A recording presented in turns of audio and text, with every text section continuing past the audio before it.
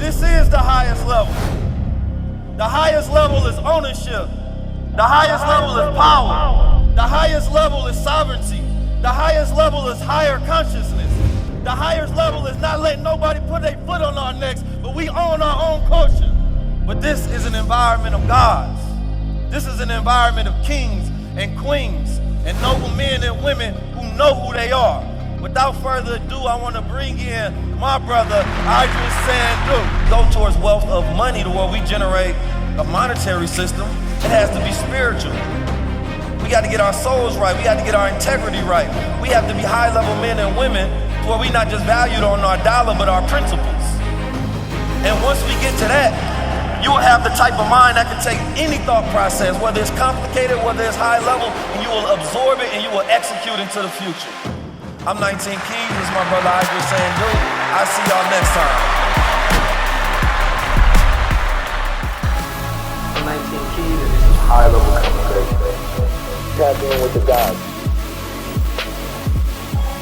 What's up, family? Y'all ready for this high level conversation?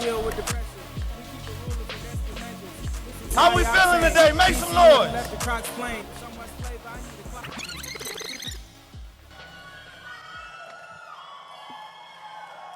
This is the highest level.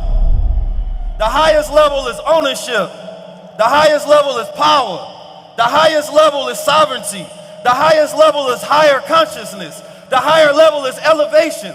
The highest level is not letting nobody put their foot on our necks, but we own our own culture. The highest level is when we eating right, thinking right, doing right, raising our families right. The highest level is when you have focus. And nobody can take your mind away from the thoughts that you want to bring into reality. You all are here because you want to ascend, because our environments have not conditioned us to reach our highest potential. But this is an environment of gods. This is an environment of kings and queens and noble men and women who know who they are. Today we're going to have a beautiful conversation with a very powerful and esteemed guest. This is not a regular person, because oftentimes in our culture, we make the most popular the most important, and not the most valuable, not the most knowledgeable, not the most intelligent, not the architects and the builders. Today that changes. Somebody said this is like the Grammys of financial literacy. I said, nah, because the Grammys ain't never taught me shit. Ain't never made me $1. This bigger than that. This is real impact. This is real value. This is where you change the generations of your family to come. Today, this young brother that I got on stage with me, you may have known him. He built Nipsey Hussle Smart Store. He worked on IG. He worked with Beyonce, Kanye West. He's built hardware and software. He considers himself to be a tech architect. He's one of the most brilliant and brightest minds of this generation. He just did a partnership with Marcy Ventures, Jay-Z. He has technology that will bring the blockchain to reality. Make some noise for that before I bring him up.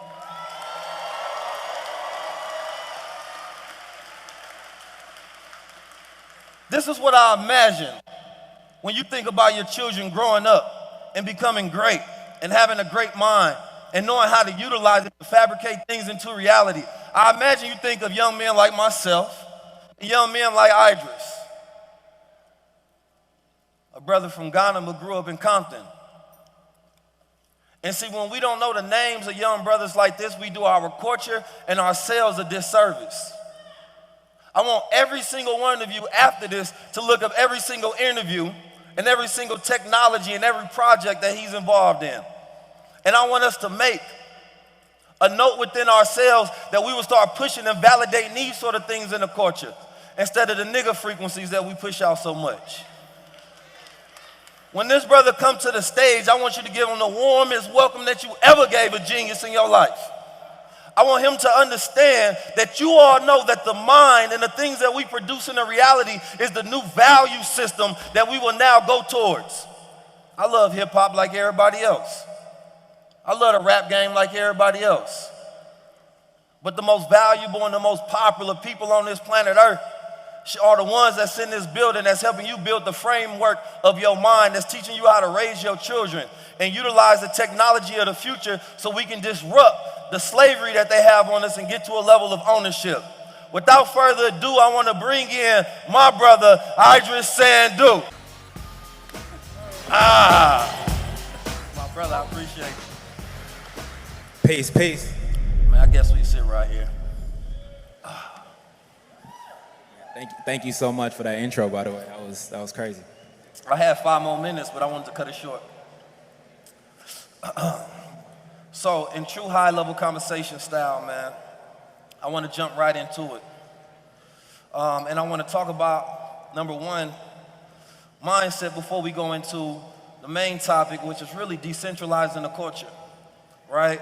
But developing a super mindset that gets you to the point where you can take an idea, right? Prototype that idea and produce it in reality and not let anything stop you. How do you grow from that point of, I have a concept, to bring it into fruition?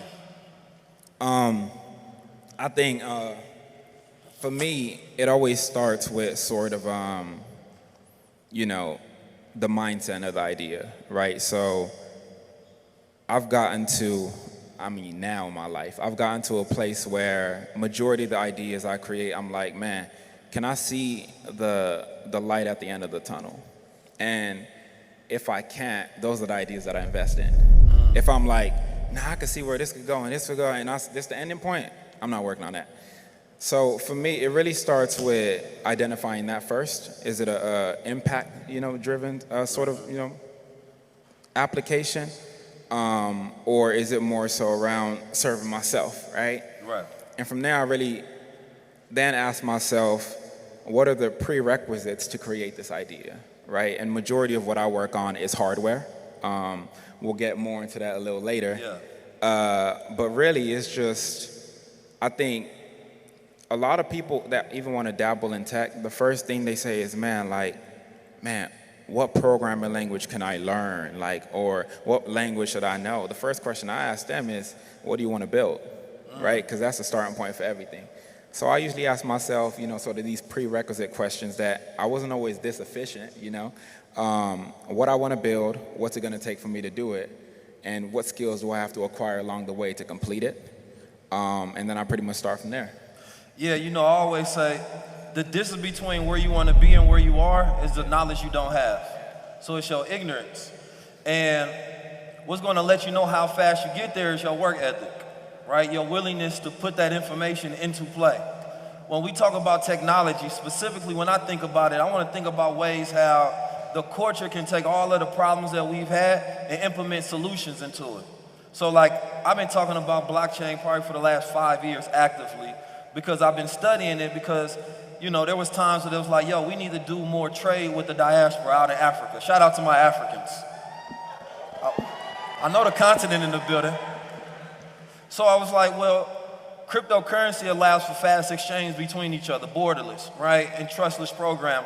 So that got me interested. And then I started looking at the bigger foundation of all this is the blockchain itself. One of the things that worries me about current society is that we don't know how to see the value of it, right? And because we've gotten to this place where we're so capitalistic that even when it comes to the blockchain, we're looking at the price instead of the value, right? So I'm like, all of y'all are worried about whether it's 22,000 or 23,000, and nobody ever wondered yo, this is supposed to be one of the most disruptive technologies since the building of the internet. What can I do with it? So getting caught up in the price versus the value is a consumer thought process. But when you think about it from a producing thought process, then the blockchain becomes a completely different thing to you. How would you break down the blockchain to our audience today? Yeah, I think first and foremost, I want to say, the beauty about being an engineer or an architect is we kind of can almost visualize the preeminence of something before it happens, right? And the beautiful gift is not your ability to create, it's the ability to communicate what you want to create before it even happens. And so I think with a lot of conversations around the blockchain, there's a couple different, before I get to the simplify, I think there's a couple of things that I want to kind of notice and point out. Majority of the conversations that have existed today have been allocated for the 1% of people that have continued to accumulate wealth, right? So the question isn't how do we establish wealth, the question is how do we continue to distribute and diversify our forms of wealth. We own acres and acres and acres of land, so now let's buy virtual land. But we still trying to catch up to just buying real land. So I think something that I've been kind of really focused on when I'm breaking down not only what the blockchain is, but what it represents for the culture, is think about it as a ledger system that allows us to document history for the first time in a way where it cannot be altered. That simple, indisputable fact is what makes this a very powerful technology. In the past, we had technology used on us. We had technology filming us when we was getting water hosed, filming us when we were getting lynched, filming us. We didn't control the cameras. So this is the first time in history where each of us in this room has more computing power in our pockets than the astronauts had when they was launching the Apollo mission. That's a fact. That the greatest kings could ever dream of. And the blockchain allows us to document our history through a ledger system that nobody can change or alter. It's the first time where we can not only record data, but validate that data and record that data in a way that it's an indisputable fact. Once it's locked, these values are non-immutable. They cannot be shifted and changed. So really, once you start with that point, that beautiful fact, then you start saying, well, okay, what does that mean? Well, it means that if you're a small business owner, if you're a black-owned business, you can put your business on the blockchain and it cannot be removed. How many of y'all got y'all page removed? Our history, for the first time, cannot be unchanged. It's not a document that you could just go back and alter the values of. It's recorded for the whole entire world to see and verify and validate at the same time. So that's how it's made. And now, so ledgers. The world is ran off ledgers. The banking system, our Constitution, right? The Magna Carta. When I look for the future, I always go back in the past first. So in my studying of history, there was a conquest by Norman King, right? The king of Normandy came to England and then he conquered. But realizing that he was a foreigner and they was going to continue to try to challenge his power, he created a ledger system. It was called the Book of Doomsday. Now this book, what he did for the first time in history was he accounted for everything under his ownership, right? He showed from the cows, the pigs, the courthouses, right, to the police, everything. He put it all under a system, then he put his name first, right? And he basically said, now the king owns all of this, but you can have what is called tenure. To tenure is to hold in your possession, otherwise known as a tenant system, right? And then some of his highest generals, his lords, he allowed them to become landlords, so you can hold this land. So he created the tenant and the landlord system that we operate off of today. Because he realizes that if I can create a system, it will last longer than me trying to conquer and keep my power in position. And as I study systems like that, I said the whole world is ran off systems, right? We just seen the Pope had to apologize for the Native Americans out there in Canada, but they said, you still not gonna get rid of the papal bulls. The papal bull is a doctrine that established his discovery and conquering that says that they have power over these lands. It's all paperwork and it's all systems. The Constitution. You had men come together for about 4.5 months for the initial writing of the Constitution. It was ratified over years, but the initial composition was let's write down laws, right? And once we have this established, it can't be changed, right? Because now you can see a chain of events when things were added into it. So when I think of systems, we have always been brilliant, but we've never been a systemized people. We've never been able to systemize our brilliance. So when we talk about our history in the world, we go from hand-to-hand exchange, my word to your word, speculation, but there's no documentation. So when he just said that we now have the power to write our history, own our history, and then it cannot be changed. That is something that I think everybody should pay attention to in that idea. I've had my page taken down on IG before. Shadow ban. I've been shadow banned. I've been censored. People have lost their businesses. You can spend your last 10 years building up a business on social media, and they can decide, well, we don't want it there. It can be by accident or by intent.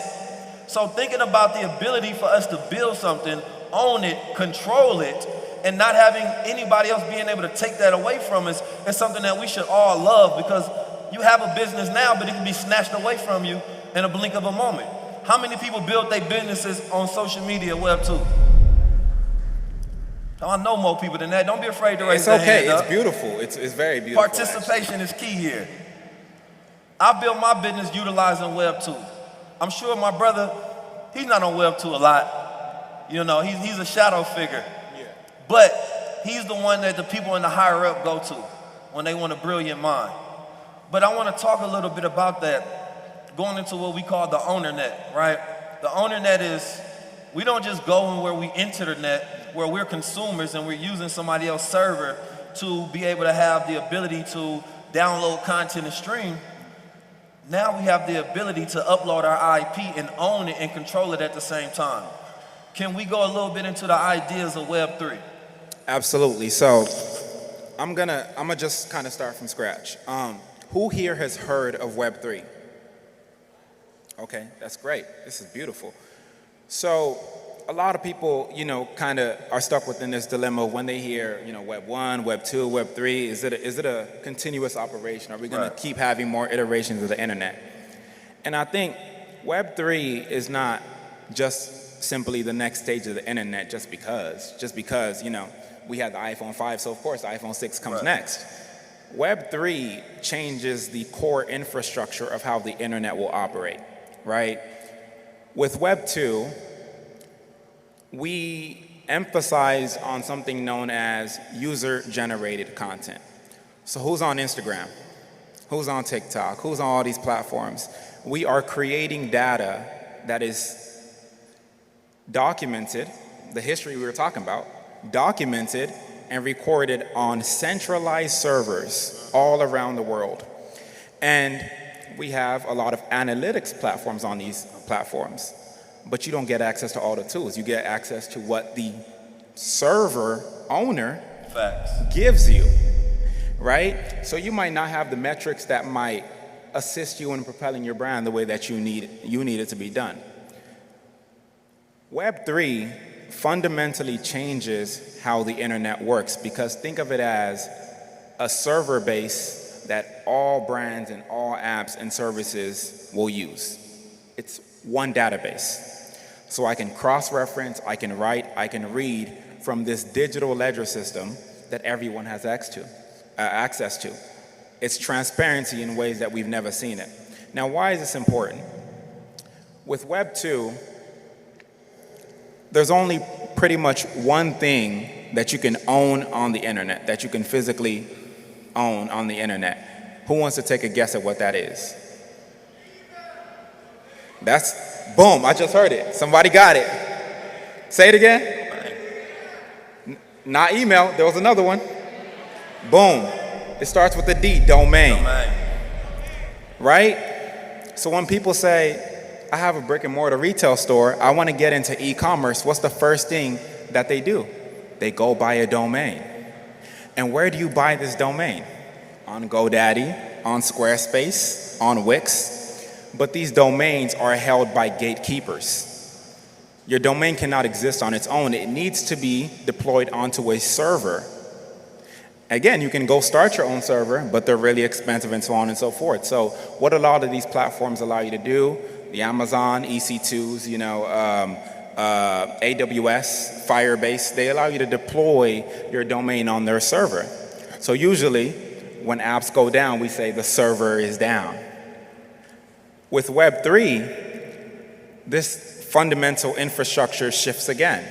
We go away from you not only just being able to own your domain, but you can also own tokenized assets that can be grounded to either physical or digital experiences. And that is a fundamental change, right? Because you go from just owning one thing to being able to own any part of the internet. You are a owner in a part of the internet, as well as, you know, what appertains to what you own, right? And there's different ways for us to connect reality and the digital world in unique ways. Today, if I could just kind of elaborate into this, I'm not really, you know, here to talk about sort of the digital aspects. I'm here to kind of answer a question that I feel like majority of people are asking here, which is, we've seen the .com boom, and I feel like I missed that. We saw the AI boom, and I feel like I missed that. We saw the social media boom, I feel like I missed that too. I don't want to miss this boom. Not at all. And the issue is in how the information is communicated to people. Majority of us here are accustomed, and we, not even conditioned, where our traditional shopping experience is being able to either go to a store, use money to buy something, and get a physical thing in return. A lot of Web3 concepts are encouraging us to commit forms of tokens, right, to buying digital products with no physical utility. So a lot of people say, well, I own this piece of art, but I don't have the physical one. What makes this better than a Mona Lisa or whatever it might be? And the solution to that is really thinking about NFTs, which I'm sure how many people have heard of NFTs? Everybody hand should be up. In the last 2 years, we all heard about NFTs, non-fungible tokens. The missing play here is being able to connect the physical products that you own today and putting them on chain. Majority of us here sitting down, every single person, I kid you not, every single person here has wealth. The issue is there's not universal metrics for documenting your wealth. So they tell you a sign of wealth is, you know, local and foreign assets, land. They tell you assets are what you have in your bank account. But what about all the furniture in your home? What about all the clothes you own? What about any of these things that once they are tokenized on the chain can provide liquidity? An IP. Imagine being able to put your whole entire wardrobe or your home on the blockchain as a part of the internet, that somebody can actually purchase from you, both the physical and digital rights to it. So before you go further, because even that idea, specifically when it comes to IP, intellectual property, right? This is where a lot of people here today have found them gaining success. Whether they building courses, right? Or they putting out their design or their creation or content. So in Web 2, essentially we sign a contract to utilize, right, social media, such as Instagram. You sign that contract, they own your data going forward, but they give you access to their service to build on top of it. So you can have your profile, right? But they also have control over that data, right? And they have control over your profile. They can decide what to delete, they can decide what you put on there, they can decide how many people you get access to based on your own community that you've allowed and you've amassed. So that's total control. So when we think about, like, let's say hip hop and rappers, we talk about when they sign 360 deals and have no control over their IP and don't gain their masters, but it's the exact same thing we do in Web 2. They give us access to a platform, so therefore we sign over all our rights to all our intellectual property. Does that sound about right? And then they tell you, wait a minute, we will let you collect tips like a waiter on your own content. But direct monetization has come because the new generation are saying that we don't like this model. We want ownership. We have seen generations struggle to follow along with the lead of the existing systems and infrastructure and gain no wealth, right? So being a generation that are the most disruptive, now when you see they're saying, yo, every time you go on the website, they say, do you want them to allow cookies? Do you want them to allow your data? Data is how Web 2 makes all of their money. So with the disruption of data, it's forcing these companies to have to go into Web 3 models to where you're not just the product or the consumer, they're helping you manage your IP and monetize your IP. So the ideas around it is that Web3 is for creators and owners and developers, right? So the way I look at it is that, you know, for me specifically, right, because you talked about being able to monetize and tokenize the things you already own. The same thing with content that you already own. You can't directly sell your content. You're forced to be in a contract where the whole world can distribute your content and you won't get a single dollar off of it. It can get 1 billion streams, right? There was a brother named Country Wayne. Y'all know who Country Wayne is?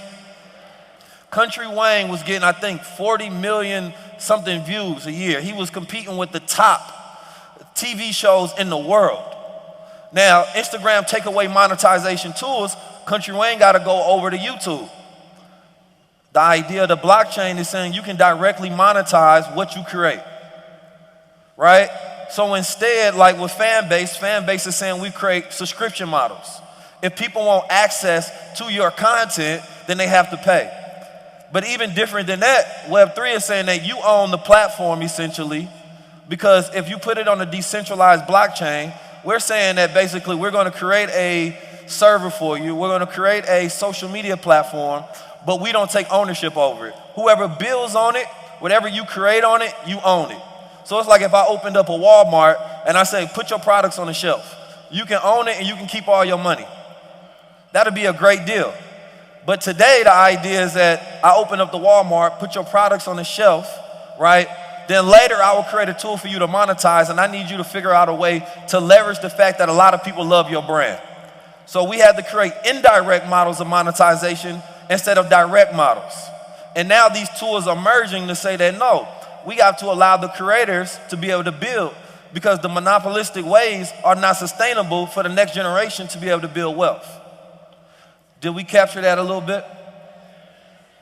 So I want to talk a little bit more about the physical aspects of the blockchain, and I want to dive into some of the things that you're building right now and some of the projects that you've been a part of so we can catch people up to speed.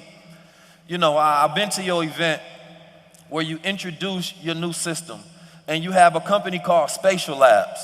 Can you talk to us a little bit about the mission of Spatial Labs and what you all are building? Yeah, so Spatial Labs is a company that I started about 2.5 years ago. And the main purpose of this company is to create resources and new infrastructural platforms for people like us to be able to build wealth and document that wealth. And we're doing these through current as well as future products, right, that allow people to represent their businesses in different ways. I've been consulting for tech companies since I was 13 years old. I've seen so many ideas, and using a lot of the information that I was able to expose myself to, I said, oh no, this is going to be the future. Yes, sir. AR, augmented reality. XR, that's going to be the future. Blockchain, that's going to be the future. Phygital products, that's going to be the future. Volumetric experiences, that's going to be the future. And we put all these things under one single company. And we've slowly been introducing our new platform to people to educate them on the blockchain and these future concepts in simple and digestible ways, right? I'm 19 Keys, and this is the future. Block World Order is an organization that's based on blockchain technology. What is blockchain technology? That simple question is enough curiosity in the mind that you should be educated on understanding how the new world is being built out. There are new future of money, future of currencies, learn to earn, pay to earn. All of these new ideas that are emerging every single day that you see in the news. All of these new buzzwords, but yet nobody can break it down simple enough for you and your family to understand. The Block World Order was created to make these difficult things simple, to take the knowledge, wisdom, and understanding of this technology and bring it in your household, so that not only you're waiting for things to be built out, but you actually know how to build these things. Nothing is set in stone, but when you have the knowledge, you become the builder of the new world. Well, blockchain technology is going to radically change the infrastructure of the world, from banking to education to community to business. In every field that you could think of, blockchain technology will be disruptive. The key that I want to focus on is how do we utilize blockchain to build wealth? By understanding the technology, understanding the verbiage, understanding the way that we can implement it within our daily lives, how we can build, how we can create jobs, how we can create businesses, how we can implement them within our businesses is going to be key to your success during this time. There is a reason institutional money is pouring in by the billions, working to be the first people to build it out. Developers, they don't have enough of those people that are actually building out the technology. But guess what? Once you understand the tech, you don't have to always be the developer. You can just be the creative. Once you understand how to create with it, then you can also make money. See, I want to give you keys to not only understanding technology, but understanding yourself. One of the most valuable skill sets and assets that you can have is a powerful imagination. Because if you can think it, then it will be. Some people are limited by facts, where others are freed by their mind, just by having a vision. In the block world order, you're going to get instructors breaking down these difficult concepts in very simple matters. So therefore, you can start utilizing all that you see in the world so that you can have a benefit. I'm 19 Keys. I've created multiple organizations within my time, and I think that this is the most important one that I've been involved in. Because this is the one that gives us a real chance of controlling our future. When we look at the number of jobs that don't exist today, people are out of work, recessions are constantly coming, the market is constantly fluctuating. You need a skill set that is valuable. You need knowledge that makes it so valuable that you can never be poor. Because a mind full of knowledge is a fountain of wealth. As we learn to tap into the technology, we'll also learn to tap into ourselves. We'll learn how to learn. We'll learn how our brain works, how to redesign ourselves, and how to shift our paradigm. So therefore, as we are learning, we're also growing. We are evolving. If there's a new world that is coming in, we also have to become our new self in order to take advantage of being the builders. This is one of the rare times that you get in your life where you see a new technological shift and you have the opportunity for people to teach you and for you to understand it. The only question you have to ask yourself is, do you want to be in the future, looking back on the opportunity that you had to be ahead of the rest? Or will you watch this video and go back like the rest of the 99% who are oblivious to understanding? Because I promise you, if you understand what we teach you and you enroll in the BWO, you will be ahead of 99% of the world. I want you to take that serious. The block world order is for you. It is for your family. It is the future of wealth, the future of money, the future of skill sets, the future of your new self. Tap in.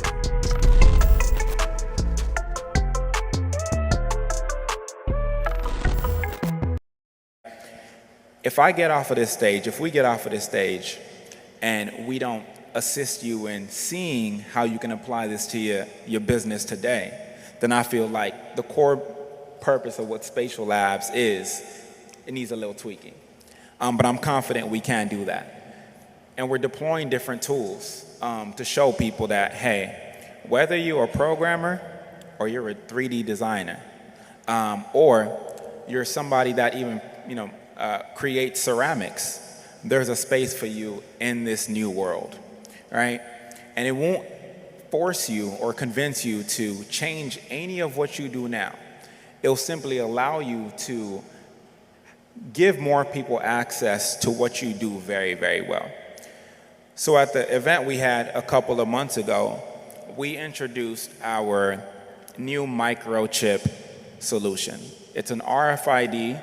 It's a family of RFID chips that can be embedded directly into products, right? So you can embed these into clothes like what I have right now. This is actually, it has technology integrated into it. We can put these in bags, glasses, jewelry. And what it allows you to do is then put those assets on the blockchain, right? So who over here, I'm gonna just use like a Telfar bag or a Birkin bag, has heard of those two companies, right? Or any bag for that matter. Let's just say you buy a bag from somebody. And you're like, where did you buy that bag? And they're like, oh, I got it from this person, and I think it's actually 3 times more than what I bought it for. And you say, why is that? And they say, because this person signed it and this person came in contact with it. And you're like, well, how do you prove that? So they can pull up a physical receipt that you can look at. It's not secure. It's an unsecure network. If somebody sells you an item that you want to, determine if the item is legit or not, or even in their possession, it's been kind of impossible to do. And what that microchip does, it allows you to record information just like a book teller would, write information in a book.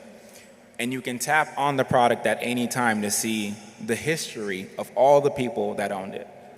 Now, this is really revolutionary because let's just focus on art, right? Majority of art, they have something called the provenance book. And all the owners of that, particular art piece, they write it down in a very secure space. But again, it's centralized because you and I don't have access to it. But the variable that we introduce is every single person can now verify products without a third party. That's never happened in history.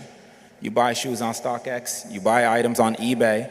eBay has to do the authenticity for you. Again, centralized, so you need them for that. StockX has to do that. With this, over the millions of products that we're planning on scaling within the next 2 years, you'll simply be able to tap your phone on the product, see if it's authentic, see who owns it, right? And again, people have usernames on the platform similar to how on Instagram you don't have to use your real name, right? So you can mask your identity. And you can also set your items in lost mode for the first time. You lose an item, just go in the app, put it on lock, and it protects you. Now here's the beauty of what it allows us to do. It allows us to continue buying products the way that we buy them without having to change that, but gives us this incentive. When you're buying from a business, especially a Black-owned business, you now have the stamp of authenticity, but that brand can now give you exclusive content simply unlocked with a tap. Yeah, that's the biggest part for me. Not to cut your wisdom, but when I think about that, let's say if everybody in here bought a crown, which I want you to do. Higher consciousness meets fashion, meets design, meets a representation of your higher self. How do you actually earn your crown? You gotta have some knowledge of self. You have to be actively working on the path, consistently doing something great in your life, right? Now, you don't have to be a billionaire, you don't have to be a celebrity. I know I've crowned many people throughout my time, but it's more so about you recognizing who you are and you having something that connects to that in your everyday fashion, in your everyday style. You'll never see me without my crown. Why? Because it represents who I am, and I want that to communicate every single time I walk outside. The sun, moon, and stars representing freedom, justice, equality, and enlightenment, representing truth and a universal mind tapped in to the frequency of higher consciousness and purpose. If you want to represent those same standards at a higher level, and you want to have something that you can adore that represents your rulership in this universe, make sure you tap in and go to Crowns 19 and crown yourself. I'm 19 Keys, the designer of crowns, and I want to see you get crowned. Tap in.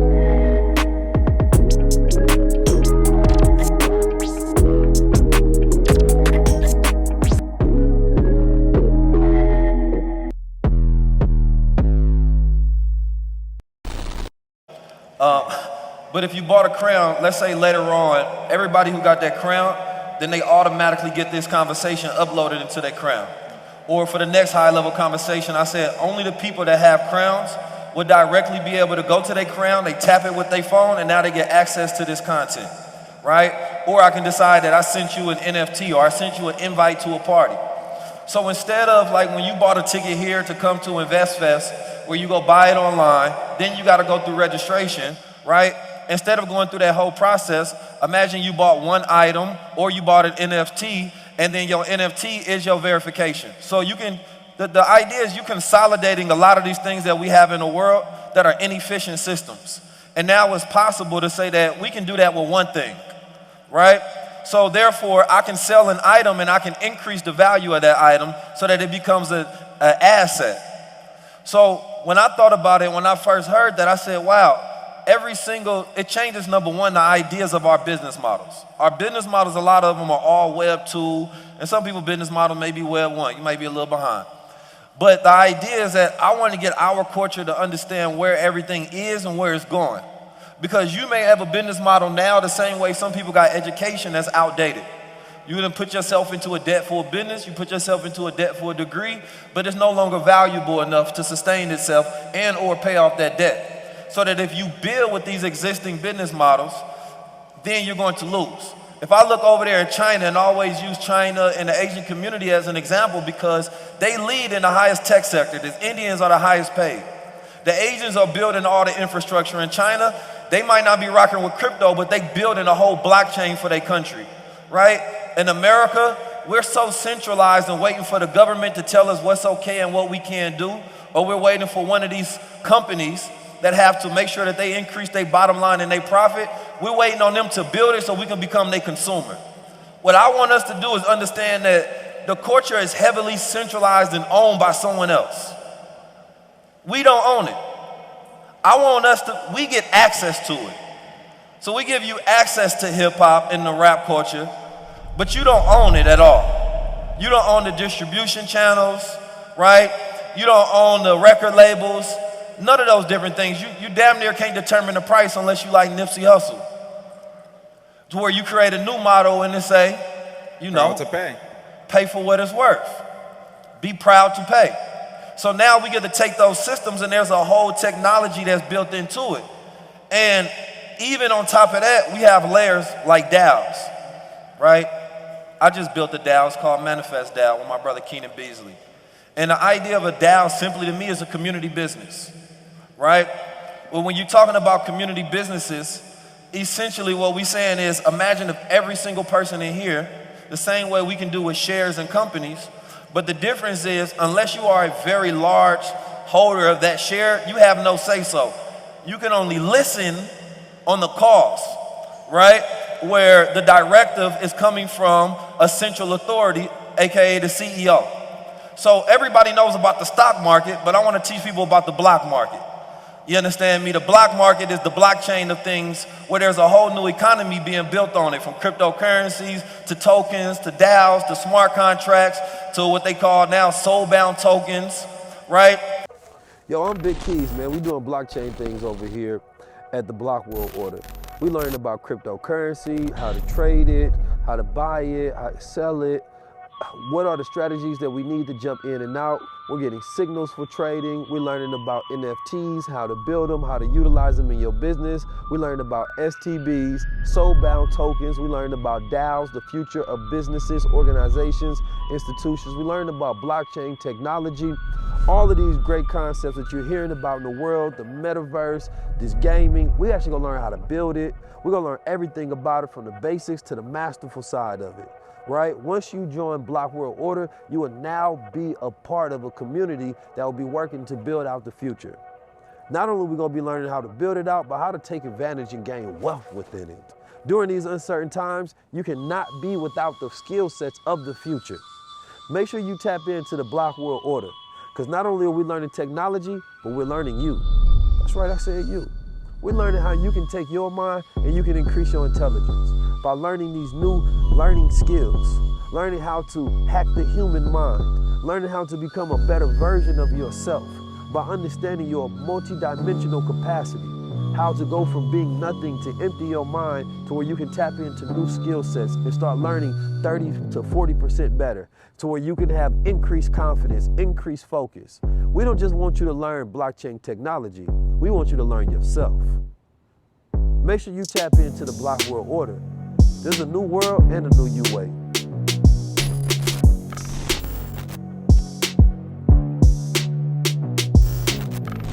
And what my brother is doing, he's building the hardware for the blockchain.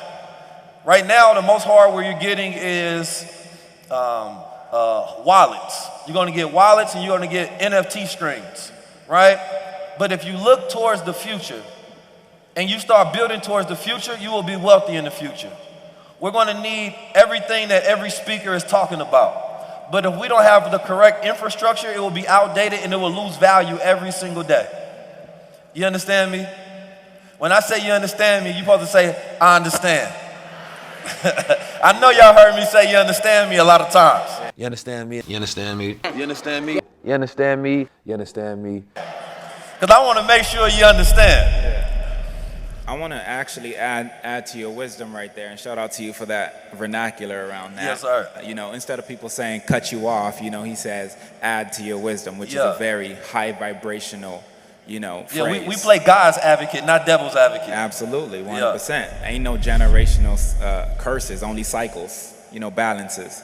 I wanted to add to that too, because I feel like there's a lot of people here that have brands, and something I realized, even when I created the Smart Store with Nipsey, you know, when we sat down, his whole thing was around vertical integration.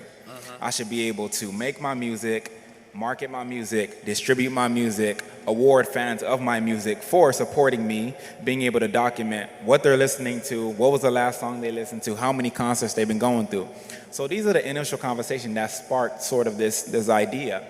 But I think what we're introducing into the space that's very important is the record label is pretty much like a holding company that owns most people's masters. And even that terminology, the master and the slave, it's also used in computing, by the way. When I was teaching myself how to code at 11 years old, I had to learn that we call, you know, the main sort of repository, the master repository, and the slave repository. When I was studying architecture, I had to learn that there's the master's bedroom, right? These outdated terminologies are literally ingrained in the systems, which is why we need to change. But blockchains also introduced this new variable that centralized companies have used for a very, very, very long time. There's people that recorded records in the 40s and the 50s, and there's some label that at one point was the holding company that's still getting paid to this day, and the artists aren't. So it introduces this new variable of royalties. So whenever you sell an item, you can have a 5%. You can write the smart contract how you want. I recorded this single, and I'm selling it for this amount, or access to it for this amount. Every single time it's sold to somebody else, I get paid, essentially a dividend from it. But imagine being able to do that with physical products. You somebody that makes physical things. You make furniture. You make beats. You know, you create pottery. You're a sculptor. All these things that I feel like the traditional Web3 world has excluded, you now get to say, every single time that this physical thing that I made is sold, I get a percentage of it. So what we're introducing is new methods of wealth accumulation that nobody else is going to create for us. Because that's the thing. The conversations around blockchain are still within the 1%. Our goal at Spatial Labs is to open up those doors to 99% of the people that are like, I'm not really too into the tech, and I don't want to be a coder and all these things. It's like, well, you don't have to be the coder, but you also don't have to just be a consumer either. You can be a creator. My whole entire mission, I saw Steve Jobs get on the stage at 8 and unveil the iPhone and say, people that are serious about software should make their own hardware. Apple creates a software infrastructure for every single one of their devices. iPhone, iOS, Mac, Mac OS, TV, TV OS, iPad, iPad OS, Watch, Watch OS. You might say it's a coincidence. Well, let's look at Microsoft. They also have a closed operating system called Windows that they update every couple years. You might say, well, that's coincidental. They're both computer companies. Tesla makes their own cars, manufactures their own batteries, and the cars run an operating system called Tesla OS. Well, you might say coincidental again. What fitness company disrupted all of 2019, 2020, and 2021? A company called Peloton. Peloton acquired a company, I think they're called something Core, and And they make their bikes, they make the Peloton bikes, as well as the operating system that the bikes run on. So we've never been let in on the operating system level, AKA the hardware level. We're always, or sorry, the software level. We're always within second ownership. So let me use somebody else's server. Which is never true ownership. Yeah, let me launch this network. Well, who's making the TVs? That's a fact. Right? And even when that system, like everybody here, most people here have a community, right? Because for the future, your business needs a community, right? And what they're doing with those operating systems allow them to have central authority over their community. And what I really want people to do, I know there's a lot of time when people talk about decentralized and centralized, but I want you to have central authority over your community. I don't want nobody to be able to take access away from that, right? The idea NFTs, the NFT is just a technology, and we're using a technical name to talk about what that technology is technically. But what it does is more important. It connects you to your entire audience of everybody who's ever bought something from you, right? It gives you a record of that data, and now you have a line of communication where you can contact them at any other point in time through airdrops or having them connect their wallet through token gates. And a lot of these concepts may be high level. You may not understand them now, but what the idea of high level conversations is to introduce concepts and ideas that you go on your own and study. Like, I believe a Discord is more important than Instagram, because now you have your communities having conversations amongst themselves. And to be able to monetize your community is important than being popular in front of your community, to where they see you posting something every day. I had a brother that used to say, you should not have more followers than you have money in the bank. And see, a lot of us, we go for the most popular thing to look the best, but you broke. And broke just means it's not working. Or if it's broken, it's not working efficiently. So what I want to do is to give you these new working models that you can take towards the future, so where you can be disruptive in your business model. And I know we're in a time of building. The brother said it early, this is not a recession. A recession is something that lives in the mind. But when you take this and you look at it as a time of building, like the wealthy think, because this is a small number of people, we look at it and say, this 12,000 people. Well, there's 45 million black people in America. When Minister Farrakhan did the Million Man March and 2 million people showed up, those are the type of conversations we need to have where there's 2 million people here listening for a financial revolution, financial liberation. The most powerful thing that we need to get part of is our black family. So I'm gonna tell you ideas that you can do with your family, especially when it comes to investing, is figure out how y'all can have a smart contract between each other. Right? Because we all know it's hard to trust family. But family is the most important people in the world to trust. You love them, you're emotionally connected to them. And I always say, they always talk about don't do business with family. I say no, do business with family, because families run the world.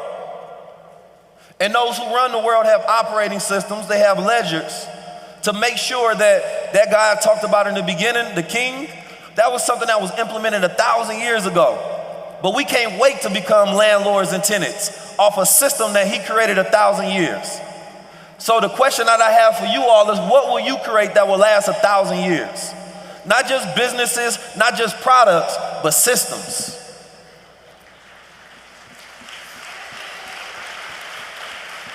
We wrapping up with the time.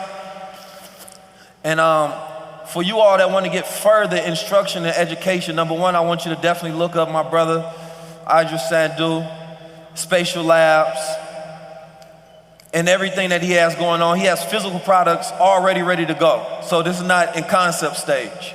But we have the Block World Order, where you get to learn not only the knowledge of this, to where, you know, consultants and developers, they getting paid the most right now, coming in to consult companies on the blockchain. If you put in your 10,000 hours, you will be the master of this in the next few years, where every single company will be coming to you. If you teach your children to start getting into coding and the program languages, they can be the developers and the builders of the future, not just the consumers of the future. So I want them to be familiar with these concepts and ideas, even if you feel like you're too old, which you're not. It just depends on how you go about developing your mind to where you unlocking your previous thoughts and you locking in new thoughts. So with high-level conversations, it's always about high-level observations. And what we want to do is spark your interest into the now, because this ain't just the future, this is the now. This is what companies are scrambling to figure out. How do we maintain profits? We just told them we made $1 billion last year. How do we get $1 billion again? Well, we have to change the business model. And you all are the consumer, but now we get to change it. I seen Rashad Dad talk about how that 2053 wealth thing, that's gonna be non-existent because we gonna produce an asset class. We gonna make sure that we have the knowledge, the information, the infrastructure, the systems, the family, and we're gonna be living in a way that we have holistic wealth. Because we can't just go towards wealth of money to where we generate a monetary system. It has to be spiritual. We got to get our souls right. We got to get our integrity right. We have to be high-level men and women to where we're not just valued on our dollar, but our principles. And once we get to that, you will have the type of mind that can take any thought process, whether it's complicated, whether it's high-level, and you will absorb it and you will execute into the future. I'm 19 Keys. This is my brother Iddris Sandu. I'll see y'all next time. I'm 19 Keys, and this is high-level commendation. Tap in with the gods.